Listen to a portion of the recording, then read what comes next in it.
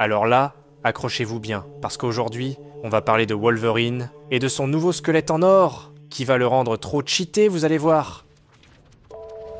Bonjour à tous et bienvenue dans la tanière du vilain geek. Alors, si vous êtes fan de Wolverine, vous savez que son squelette en adamantium, c'est un peu sa marque de fabrique, son ADN de super-héros quoi. C'est ce qui le rend quasiment indestructible, capable d'encaisser les coups les plus violents et de se régénérer à une vitesse folle. Mais imaginez un peu, Wolverine sans adamantium, ou pire, avec un autre métal. Un métal qu'il ne contrôle pas, qui pourrait le transformer en une arme encore plus dangereuse. Eh bien, figurez-vous que Marvel vient de chambouler complètement le lore de Logan avec une nouvelle saga absolument folle qui introduit un métal encore plus puissant que l'adamantium, appelé l'adamantine.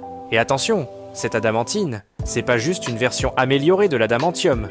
Non, en fait, c'est quelque chose de beaucoup plus profond, de plus ancien, et je dirais même, de presque divin. Et il y a une raison à ça. Dans un récent numéro de Wolverine, le numéro 4 sorti en 2024, Logan se retrouve face à un ennemi pas comme les autres, un ennemi qui va non seulement le mettre KO, mais aussi transformer son squelette à tout jamais. Un ennemi qui est en fait une force mystérieuse. On va donc décortiquer tout ça ensemble. On va voir d'où vient cette adamantine, quelles sont ses origines, qui sont les nouveaux ennemis de Wolverine qui sont déjà tombés sous l'influence de ce nouveau métal, et surtout, qu'est-ce que ça implique pour l'avenir de notre griffu préféré. Mais avant de plonger au cœur de l'action, n'oubliez pas le petit rituel. Explosez ce pouce bleu avec la même force qu'un coup de griffe de Wolverine boosté à l'adamantine. Et si vous n'êtes pas encore abonné à la tanière, ne perdez pas une seule seconde de plus et rejoignez-nous. On est de plus en plus nombreux et on a toujours une place pour un nouveau vilain geek prêt à dévorer les secrets du lore Marvel. Donc si c'est fait, alors fini les blablas. C'est parti! Alors, l'histoire commence avec Cyber, Constrictor et Lady Deathstrike, des ennemis de Wolverine que vous connaissez peut-être déjà. Mais en bref, Cyber, c'est le tueur cyborg avec une peau en adamantium renforcée. Constrictor, c'est le mercenaire avec des câbles en adamantium mortel. Et Lady Deathstrike, c'est la guerrière assoiffée de vengeance, dont les griffes sont aussi tranchantes que celles de Wolverine, et dans ce nouveau run de comics Marvel, ils se font tous contrôler, manipulés et possédés par cette mystérieuse force adamantine. Imaginez un peu le tableau, le bordel sans nom. Cyber, complètement possédé par cette adamantine, qui se balade à Kyoto, au Japon, et qui démolit tout sur son passage. Il massacre tous les disciples d'un dojo, des jeunes, des innocents, sans aucune pitié. Il est devenu une machine à tuer, un pantin aux mains d'une force mystérieuse. C'est là que Lady Deathstrike intervient, furieuse de voir ses apprentis massacrés de la sorte. Elle attaque Cyber, pleine de rage et de désespoir, mais bam! Le même adamantine doré la contamine. La voilà à son tour transformée en une arme vivante. Et là, on comprend que cette adamantine, c'est pas juste un métal plus résistant, plus solide, plus tranchant. C'est une entité qui a une conscience, une volonté propre. Et on apprend que c'est une entité qui semble, en fait, et très ironiquement, détester l'adamantium.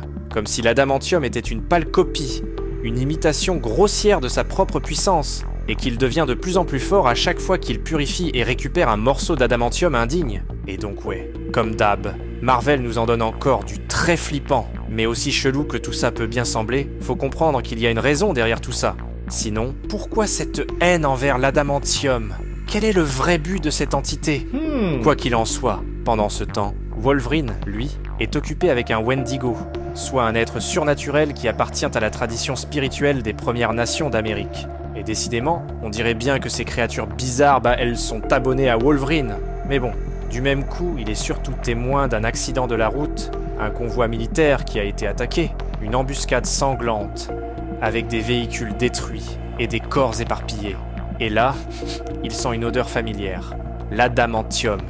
Mais pas n'importe quelle. Il s'agit d'une variante d'adamantium corrompu et souillé par quelque chose d'autre. Il se rapproche, sentant le danger imminent. Et là, surprise, une tentacule en adamantium l'attaque, sortant de nulle part, avec une vitesse fulgurante. Et qui se cache derrière cette tentacule ? Qui ose attaquer Wolverine de la sorte ? Eh bien c'est le Constrictor. Pas le Constrictor original, le Frank Payne, celui qu'on connaissait dans les comics classiques. Non, c'est son fils, un jeune homme désespéré, prêt à tout pour s'en sortir. Lui aussi a été contacté par cette même entité mystérieuse qui lui a promis la liberté, la puissance et la gloire, en échange de son corps et de son âme. Il a donc accepté, sans se douter des conséquences, Et il s'est fait greffer des level up avec cette fameuse adamantine. Donc il a des câbles dorés, scintillants, mais aussi porteurs d'une malédiction. S'ensuit un combat assez violent entre Wolverine et le Constrictor. Le genou est puissant, mais il est inexpérimenté. Et Wolverine prend rapidement le dessus. Il est sur le point de le tuer, mais il hésite. Il voit la peur dans ses yeux. C'est à ce moment-là que Lady Deathstrike débarque, surgissant de l'ombre, comme un fantôme vengeur. Mais elle n'est plus elle-même. Son visage est crispé, ses yeux brillent d'une lueur inquiétante, et ses griffes sont recouvertes d'adamantine dorée. Elle est devenue un instrument de cette force mystérieuse. Et d'ailleurs, elle ne parle plus avec sa propre voix, disant à Wolvie qu'il est aveuglé par sa propre arrogance, mais qu'il devra néanmoins lui aussi répondre à l'appel de l'adamantine. Mais pour Wolvie, tout comme pour nous les lecteurs à cette étape-ci dans l'histoire, rien de tout ça ne fait du sens. Logan se demande tout simplement d'où sort cet esprit taré qui a possédé Lady Deathstrike, sauf que là ça se corse. L'adamantine commence à envahir le squelette de Wolverine, lentement, inexorablement, comme une gangrène.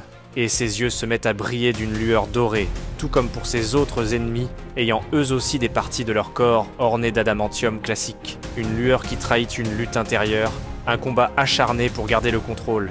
Et là, Wolverine entend une voix ancienne, primale, qui résonne dans ses os. Une voix qui vient d'un autre temps, et même d'un autre monde. Une voix qui lui murmure des secrets, des promesses et des avertissements.